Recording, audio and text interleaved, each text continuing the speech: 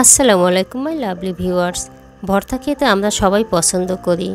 আজ দেখাবো জিভে লেগে থাকার মতো ভিন্ন স্বাদের ভর্তা, গাব ভর্তা।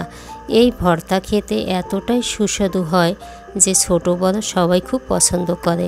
এই গাব ভর্তা আমি কিভাবে করেছি তা শেয়ার করব। গাব ভর্তা করার জন্য এখানে আমি 3টি গাব নিয়েছি।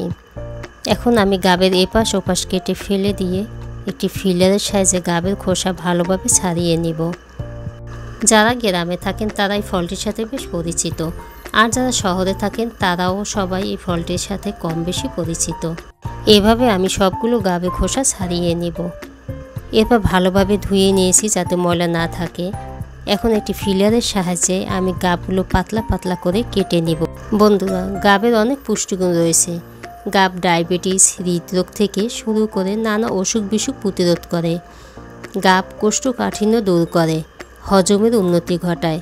গাবে প্রচুর পরিমাণে ফাইবার রয়েছে। এভাবে গাব পাতলা পাতলা করে কেটে নিব।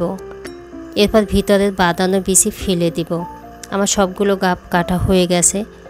গাব সেদ্ধ করার জন্য একটি কড়াই আমি পানি দিয়ে দিলাম। পানি গরম হলে এর ভিতর গাবগুলো দিয়ে নেড়ে চেড়ে একটি ঢাকনা দিয়ে ঢেকে দিব এবং 80% সেদ্ধ হওয়া পর্যন্ত অপেক্ষা করব। 6 থেকে 7 মিনিট পরে ঢাকনা তুলে দেখলাম 80% সেদ্ধ হয়েছে কিনা। হ্যাঁ, সেদ্ধ হয়েছে। এখন আমি তুলে নেব। দেখুন পানিতে গাবের কষ বের হয়েছে।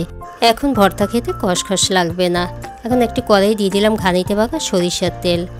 তেল গরম হলে এর ভিতরে দিয়ে দিলাম শুকনো মরিচ। শুকনো মরিচ 1 থেকে 2 মিনিট নেড়ে এর ভিতরে দিলাম চিংড়ি মাছ আর দিলাম পেঁয়াজ কুচি। এগুলো আমি একসাথে 3 থেকে 4 মিনিট ভালোভাবে ভেজে নেব।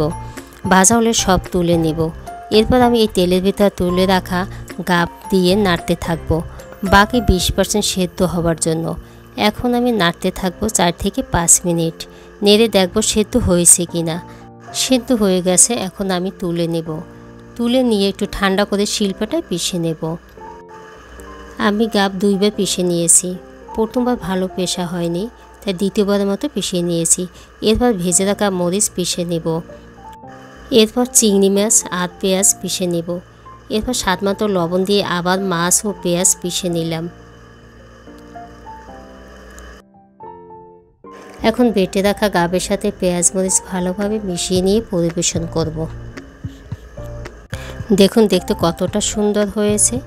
এই ভর্তা দেখতে যতটা সুন্দর, খেতেও ঠিক ততটাই সুস্বাদু। আপনারা এভাবে বানিয়ে খাবেন। আজ এ পর্যন্ত। আল্লাহ হাফেজ।